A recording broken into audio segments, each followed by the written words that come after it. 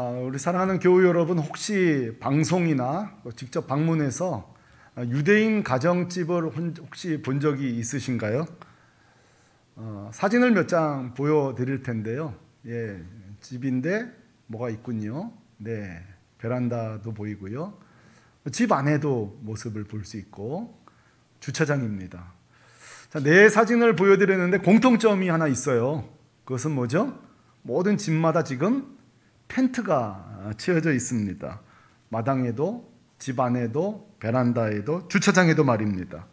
자, 왜 이렇게 갑자기 집들마다 텐트를 쳐놨을까요? 이것은 항상 그런 것은 아닙니다. 바로 지금도 여전히 유대인들이 초막절을 지키고 있는 거예요. 자, 여러분, 초막절의 기원은 뭐죠? 이스라엘 백성들에게 너희가 광야 40년 동안 하나님이 텐트 역할을 해주셨다는 거예요. 너희들을 보호하고 인도하셨음을 계속 기억하고 감사하게 만드는 신앙 안정장치가 초막절이었죠. 그래서 여러분, 지금도 유대인들은 전 세계 어디 살든지 초막절이 되면 꼬박 7일 동안은 내 집이 만평이든 100만 저택에 살든 꼬박 텐트에서 삽니다. 그리고 그 시간에 부모님은 아이들에게 야, 우리 조상들이 텐트에서 하나님의 보호함으로 살았다. 만나돌 먹었지. 며칠 하기도 멀었어. 밤에는 불기둥으로, 낮에는 구름기둥으로 하나님이 인도하셨어. 자, 이 아이들은 텐트에서 뭘 깨닫게 될까요? 귀로 듣던 말씀을 체험을 통해 우리 아이들 실습하잖아요. 현장 텐트 안에서 현장 체험을 통해 하나님을 경험해 보라 이거예요. 여러분, 유월절도 마찬가지입니다. 그 유월절에 그 부자들 유대인들이 그 누룩을 넣지 않은 맛없는 유월절 떡을 먹습니다. 그 이스라엘에서 급하게 나오느라고 만든 떡 그거 말이죠. 그래서 유월절 떡을 또 꼬박 먹어요, 이 유대인들이. 그러면서 하나님이 우리를 어떻게 출애굽하셨는지 열재앙 이야기부터 말이죠. 근데 재밌는 것은 이 유월절 때에 요즘 우리가 살펴보고 있는 아가서를 읽습니다. 그러니까 아가서가 유대인들은 남녀의 그저 사랑 이야기가 아니라 하나님이 이스라엘을 얼마나 사랑하셨는지를 이 유월절 날, 이 구원받은 날 이들이 읽는 거죠. 자, 초대교회는 어떻게 했을까요? 여러분, 초대교회도 이 유대교에서 나온 거니까 이 전통을 그대로 수용해요. 그렇지만 유월절을 지키는 게 아니라 아가서를 읽을 때에 예수님이 성도를, 교회를 얼마나 사랑하시는지를 가르치면서 이제 아가서를 같이 읽는 거죠. 근데 여러분, 놀라운 사실은요, 지난주 제가 숙제 내드렸잖아요. 아가서 4번 읽으시라고. 예, 지금 저랑 눈 안 마주치고 고개를 내리시는 분은 자진납세하는 거 나는 안 읽었습니다. 저도 이번에 아가서를 읽으면서 여러분, 아가서의 100% 예수님의 사랑 이야기예요. 살펴볼 거예요. 왜 이 아가서를 복음 지침서인지 우리는 알게 될 거예요. 자, 약속드린 대로 저는 지난주는 하나님의 관점으로 아가서를 봤고 오늘은 예수님의 관점으로 이 아가서를 볼 텐데요. 세상에 1장 처음부터 한 사연 많은 처녀 이야기로 이 아가서가 시작되는 걸 여러분 알고 계십니까? 한번 들어보시겠어요? 이 노래라고 했으니까. 자, 6절 말씀. 이 아가서에 나오는 이 여인의 노래입니다. 근데 한 맺힌 게 있어요. 같이 한번 읽어보십시다. 시작. 내가 햇볕에 쬐어서 거무스름할지라도 흘겨보지 말 것은 내 어머니의 아들들이 나에게 노하여 포도원 지기로 삼았음이라. 나의 포도원을 내가 지키지 못하는구나. 자, 여러분, 이 여인의 현재 형편이 눈에 들어오세요? 지금 두 가지 문제가 있어요. 하나는 가정에서의 상처가 있네요. 오빠들이 이 막내 여동생을 포도원에서 강제 노동을 시키고 있는 거예요. 얼마나 노동량이 많고 그 뜨거운 태양볕에 이 막내 여동생이 노출됐든지 피부가 거무스룩해졌다. 피부가 다 상했다는 거예요. 그리고 두 번째는 이웃들에게 이 여인은 상처를 받고 있어요. 이 예루살렘 여인들이 이 여인이 처녀가 지나갈 때마다 이러는 거예요. 아니, 피부가 왜 그래? 저렇게 피부가 검지? 5절에 보니까 별명도 있었네요. 계달의 장막이다. 여러분 그 당시 장막 텐트를 뭘로 지냐면 검은 염소털로 짓거든요. 그러니까 굉장히 조롱하는 거죠. 여러분 오늘날 여자가 지나가는데 염소털 지나가네. 그거 감옥 안 간 게 다행입니다. 이 조롱이죠. 근데 왜 이런 일이 벌어졌는지 성경은 더 이상 사연은 나오질 않아요. 다만 이 막내, 이 처녀는 가정에서는 홀대를 받아요. 이웃들에게는 조롱을 받는 인생이에요. 자, 여러분 한번 적용해 볼게요. 이 아가서에 등장하는 처녀는 오늘날 누굴까요? 오늘날 말 못할 사정을 품고 살아가는 오늘 현대인들의 모습이에요. 한없는 상처를 품고 살아가는 오늘날 성도들의 모습이라고요. 여러분 제가 아는 함께 동역하는 목사님은 6.25 때 부모님이 모두 다 돌아가셨어요. 전쟁 때. 그리고 내려와 보니 친척들이 있는데 또 1년은 큰 집에 갔다가 또 1년은 작은 집에 갔다 공부를 시켜줘야 말이죠. 그렇게 떠돌이 인생을 살았다는 거예요. 여러분 우리 과거에 이런 일이 많았잖아요. 전쟁통에 한부모가 돌아가신다든지 저는 전쟁은 아닙니다만 저도 사실은 한부모에서 살았던 사람이죠. 제 제자 중에 하나는 참 애가 괜찮고 매력이 있어요. 근데 결혼할 생각을 안 해요. 제가 모르게 중매도 좀 써보려고 하는데 알고 보니까 그 안에 말 못할 사연이 있더라고요. 그것은 이 아이가 자랄 때 부모가 하루도 안 빼고 싸운 거예요.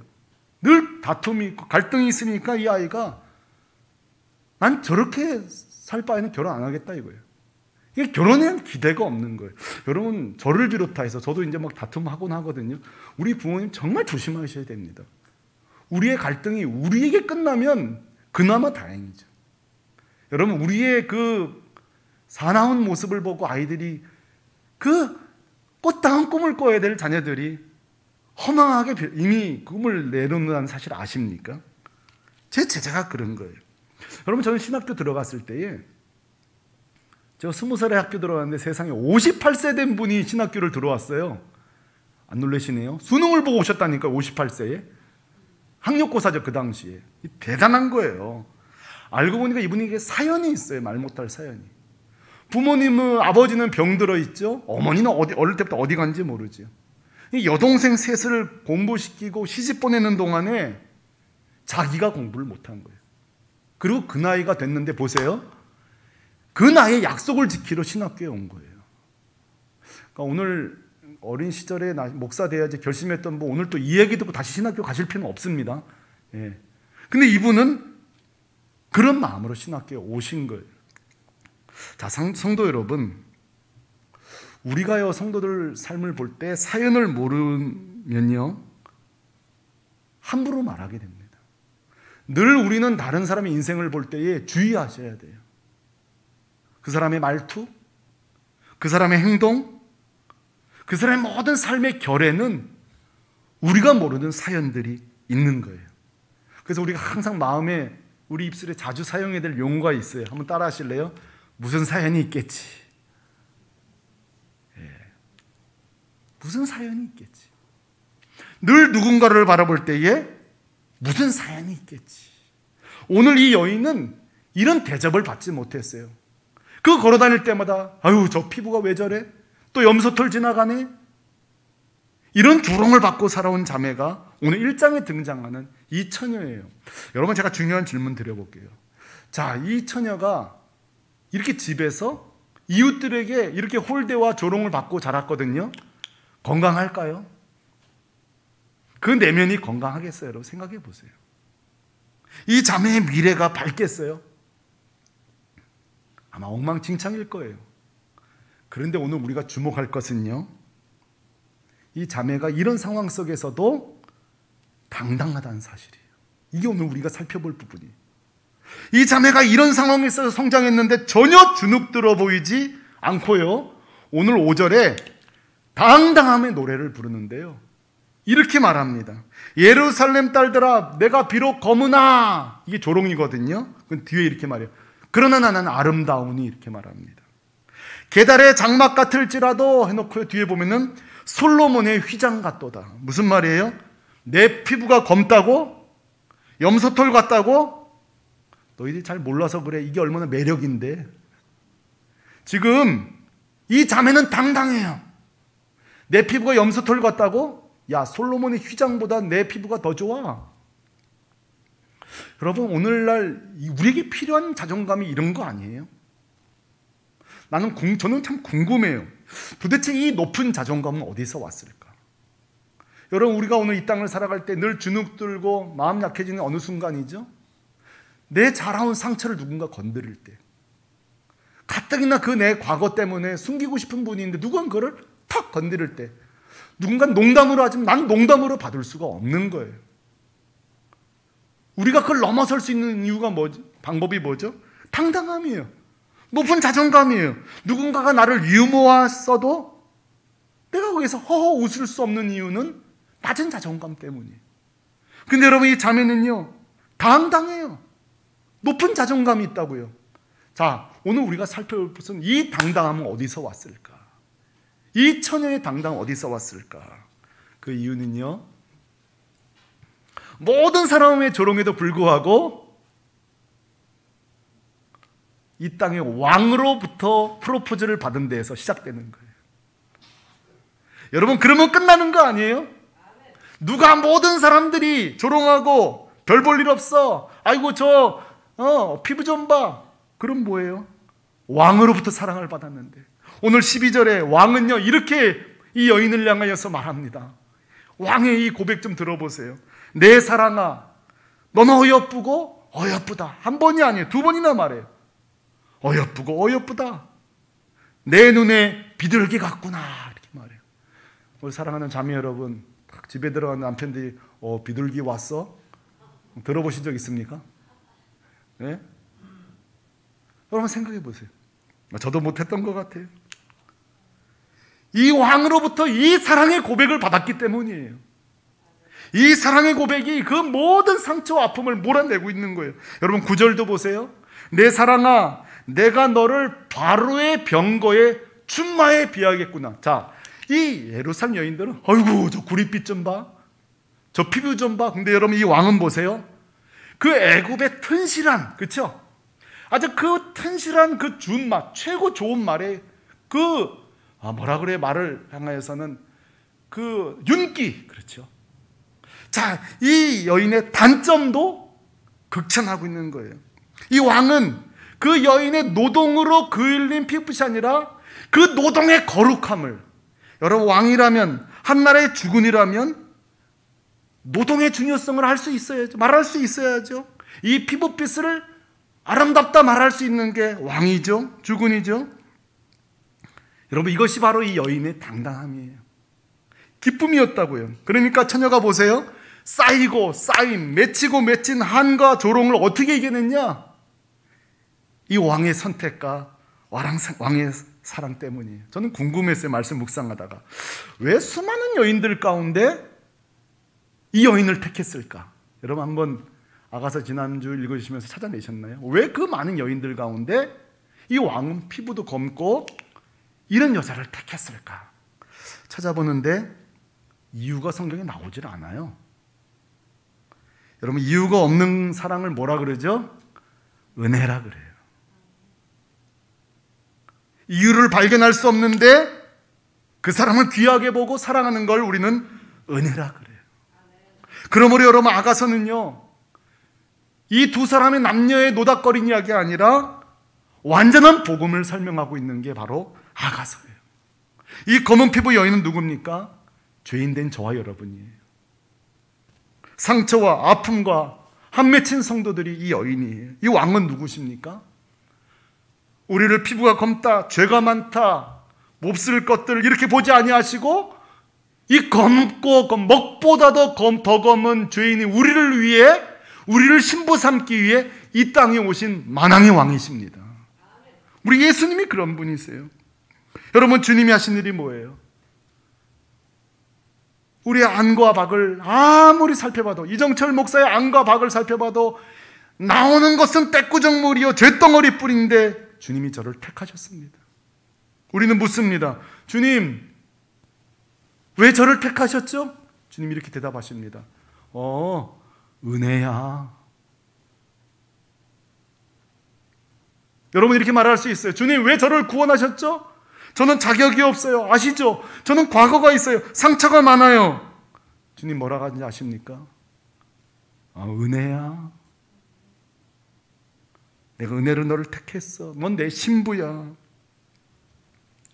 제가 아는 성도님은 그랬대요. 자기가 그 구원의 감격을 받고 너무 감격해 주님께 물었대요. 주님 어떻게 저처럼 성격 더러운 사람을 택하셨어요? 그랬대요. 그러니까 마음에 그런 감동을 주시더래. 주님이 알고 있어. 은혜야. 여러분 제 선배 목사님 중에는 장애를 가지신 분이 있어요. 장애가 하나도 아니고 두세 가지를 가진 장애가 있는 목사님이 있는데 자기는 목회를 해야 되겠다 마음을 먹었는데 계속 미뤄둔 이유는 내가 장애가 있는데 뭐가 이게 내 모습이 은혜가 되냐 이거예요. 그래서 신학교를 안 가고 계속 미뤄놨었는데 주님이 부르시는데 그렇게 단도직입적으로 주님께 물었대요. 주님, 장애가 하나도 아니고 몇 개를 가진 나 같은 사람을 주님이 쓰실 거냐고 물었대요. 그때 주님이 이렇게 말씀하시대요. 충분해. 충분해. 사랑하는 성도 여러분, 이게 은혜입니다. 자격 없는 자를, 먹보다 더 검은 죄를, 성격이 더럽고 육신의 장애는요 차라리 나요. 성격적 장애, 인격의 장애, 수많은 장애에도 불구하고 주님은 우리를 구원해 주셨어요. 우리를 신부 삼아 주셨어요. 은혜죠. 여러분 오늘 이 여인이 이렇게 당당한 이유가 이 왕의 은혜를 받은 거예요. 오늘날 성도가 이 땅에서 당당할 이유는 주님께 택함받은 은혜 때문이에요. 이 사랑이죠. 그러므로 여러분 이 아가서가 복음 지침서라는 거는요 허풍이 아니에요. 이 아가서를 통해 우리는 우리를 향한 예수님의 사랑을 우리는 깨달을 수 있는 거예요. 그러나 성도 여러분, 아가서는 아주 현실적인 책이에요. 그저 낭만적인 책만은 아니에요. 왜냐하면 우리도 주님과의 사랑에서 고비가 오지만 오늘 아가서에서도요 이 왕과 이 여인 사이에 고비가 한번 오는 걸 우리는 볼 수가 있어요. 흔들리는 장면이 나와요. 그 이유는 뭘까요? 이 왕과 여인 사이에 방해질하는 작은 여우들이 있는 거예요. 그 여우들이 누굽니까? 첫 번째는 주변인들이에요. 아까 말씀드렸던 예루살렘 여인들. 분명히 왕으로부터 사랑을 받았는데 이 여인들은 계속 외칠 거예요. 아이고 검은 피부야. 이 게다라 장마가 아이고 왕이 너를 사랑할 것 같아. 계속 사랑할 것 같아? 더더군다나 여러분 5장 6장을 아가서 읽어보면 이 왕이 사랑 고백을 하고 잠시 떠납니다. 왕국으로 돌아갑니다. 그러니까 이 여인은 더 흔들리는 거죠. 그 사랑이 흔들릴 수 있는 거죠. 여러분 우리 주변에 이 말씀을 적용할 수 있어요. 여러분 우리 주변에도요 두 종류의 사람이 있습니다. 어떤 사람은 그 사람을 만나기만 하면 늘 복음이 새로워져요. 복음 이야기를 하니까. 집사님 어떻게 지내세요? 저 정말 힘들지만 그래도 또 주님 은혜로 살죠. 어떻게 해서든지 또 주님의 그 은혜를 발견해서 나누는 분들이 있어요. 우리는 이런 주변인들을 만나면 내 복음은 계속 불타오르게 됩니다. 계속 살아나게 됩니다. 그런데 어떤 분 보면요 만나고 나면요 마음이 진짜 오늘 부른 찬양처럼 빈들의 마른 풀이 아예 풀 자체가 뽑혀버려요. 늘 불평불만하고 감사가 없고, 제가 볼 때는 감사한 게 있거든요. 어떤 분은 불을 붙이는 사람이 있고 어떤 사람은 복음을 꺼트리는 사람이 있어요. 그 마음의 상처를 싸매는 사람이 있고 상처를 막 휘젓는 분들이 있단 말이죠. 오늘 이 여인에게는 그 주변인들이 그 왕의 사랑을 휘저놓고 있는 거예요. 더더군다나 왕이 잠시 떠난 사이 이 여인의 마음은 얼마나 또 초조하겠냔 말이죠. 자, 여러분 이 부분도요 예수님의 구원사와 스토리가 똑같아요. 여러분 예수님도 보세요. 이 땅에 오셨어요. 사랑의 시작이에요. 그리고 십자가의 죽으심으로 부활하셨죠. 잠시 우리와 이별이 있는 거예요. 그렇죠? 그리고 장차 주님은 다시 오실 것입니다. 아멘. 오늘도 우리도 아가서처럼 주님이 우리를 택하시고 구원하셨지만 다시 오실 주님을 기다리는 이 기간 동안에는 우리 주님은 우리 눈에 보이지 않아요. 똑같은 거예요. 자, 이 여인은 이제 선택의 기로에 서 있습니다. 첫째, 왕으로부터 받은 사랑과 고백을 계속 기억하고 감사하며 기다리느냐, 아니면 이 여인 주변인들의 방해 공작처럼 이 왕이 올 것을 믿지 않고 하루에 일잔충몽으로 여기고 그 사랑을 버려버릴 것인가. 오늘 성도들도 선택 앞에 서 있습니다. 주님 다시 오실 때까지 주님이 나를 선택하신 거, 은혜로 구원하신 거, 내 인생의 작년, 재작년 내가 걸어오는 동안에 주신 은혜들을 계속 기억하면서 감사하며 주님 오심을 기다릴 것인가? 매일매일 흔들리면서 주님 정말 오시는 거 맞아? 정말 주님 나와 함께 하시는 거 맞아? 왜 이 문제는 이렇게 응답이 안 되나? 왜 이렇게 하나님 내 문제는 관심 없으시나? 아침 저녁으로 그 사랑을 흔들리면서 이 작은 여우들에 의해서 계속 공격을 당할 것인가? 여러분 선택하셔야 돼요. 그런 의미에서 이 여인은 오늘날 성도들에게 스승이 됩니다. 여러분 이 여인은요, 이 아가서 전체를 보면요, 위기가 와요. 그 사랑이 흔들려요. 그러나 계속 그 포도원을 그리워합니다. 그 왕과 함께 나눴던 사랑, 왕이 했던 고백, 그 왕이 다시 올 거라는 그 확신과 믿음, 그리고 기다립니다. 자, 이것이 여러분 우리 성도들이 해야 될 일 아니겠어요? 오늘 우리 성도들이 해야 될 일은 뭘까요? 저는 오늘 세 가지를 제시하고 싶어요. 우리 성도들도 해야 할 것은 마찬가지로 우리 똑같아요. 우리를 구원하고 우리를 은혜로 살리신 주님을 한번 따라 하십시다. 기억하라, 선포하라, 복음을. 기억하는 것은 자신을 위한 거요, 선포하는 것은 남을 위한 거예요. 기억함으로 인해서 복음을 새롭게 하고 선포함으로 나는 복음의 주변인이 되시기를 바랍니다. 복음을 꺼뜨리고 그리스도의 사랑을 사그러뜨리는 주변인이 되지 마시기 바랍니다. 날마다 나는 주님의 신부야. 주님 자격 없는 나를 구원하셨어. 주님 나를 신부 삼으셨어. 은혜야, 은혜.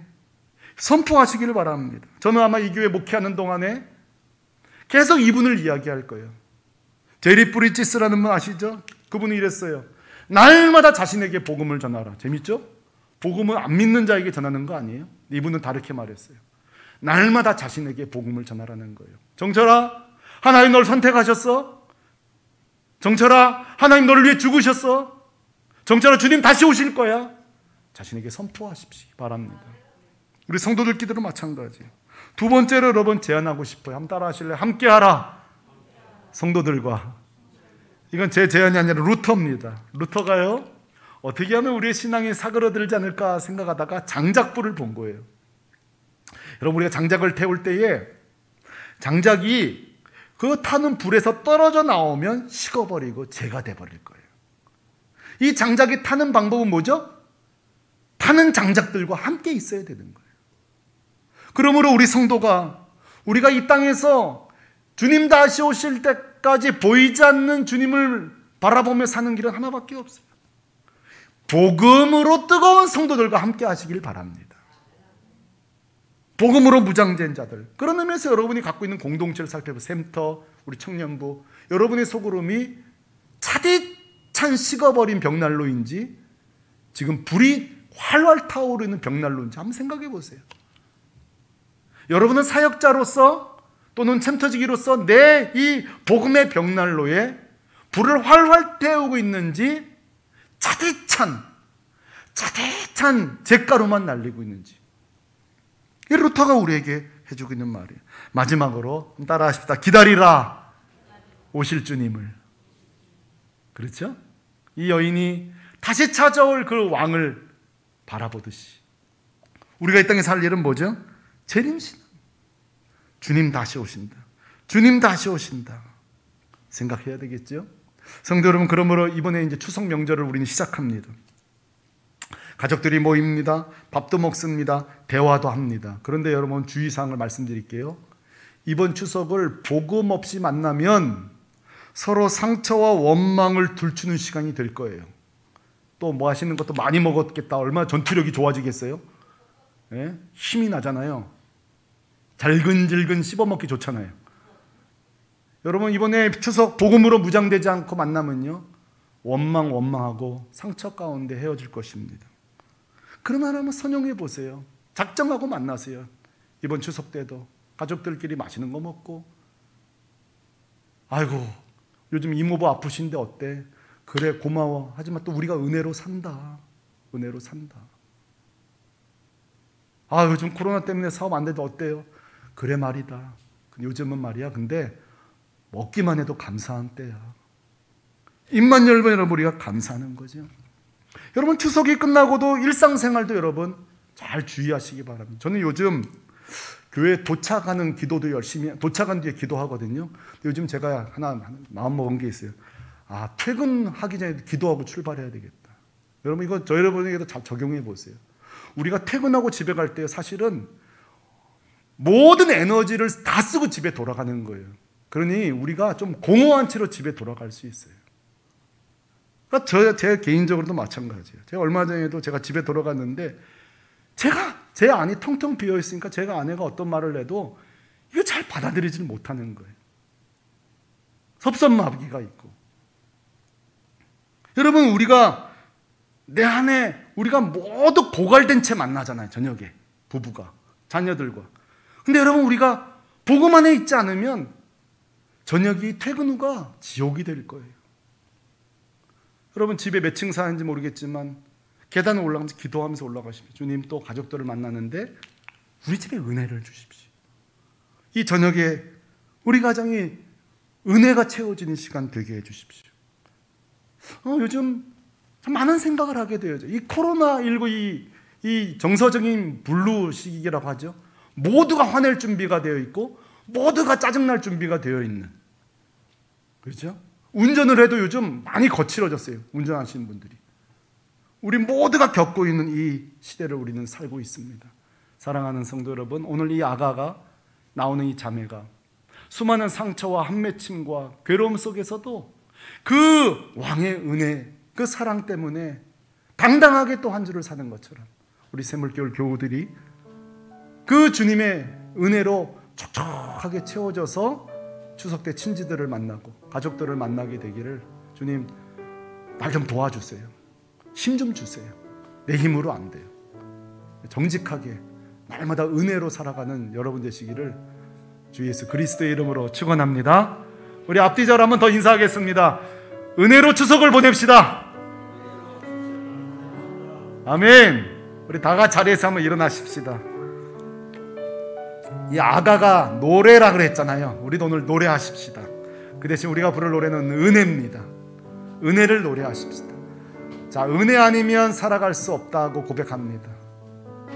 호흡마저도 다 주의 것이니 이 시간에 노래 중에 노래, 이 은혜송을 우리 하나님께 올려드리겠습니다. 다 같이 찬양하십시다.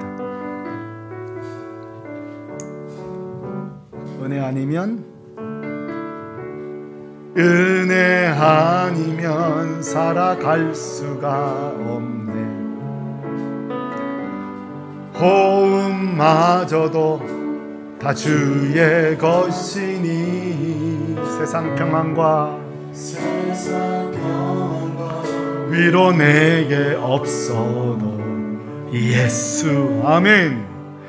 오직 예수뿐. 우리 다시 한번 고백하십시다. 오직 은혜로 살았습니다. 은혜 아니면 살아갈, 우리 앞으로도 은혜로만 살아야 됩니다. 호흡마저도 다 주의 것이니 세상 평안과 위로 내게 없어도 예수, 오직 예수뿐이. 그 신계획 알 수도 없고 그 신계획 다 알 수도 없고 작은 고난에 지쳐도 아멘 주께 묶인 나의 모든 삶 버티고 이게 하시네. 아멘. 고백합니다. 은혜 아니면 은혜 아니면 살아갈 수가 없네. 나의 모든 것 다 주께 맡기니 세운된 평안과 위로 내게 주신 예수, 오직 예수뿐이. 사랑하는 성도 여러분, 이 시간에 같이 한번 기도하실 때에 아가서가 왕의 노래잖아요. 여인을 향한. 오늘 주님이 우리에게 이렇게 말씀하시지 않을까요? 내가 너를 은혜로 택했어.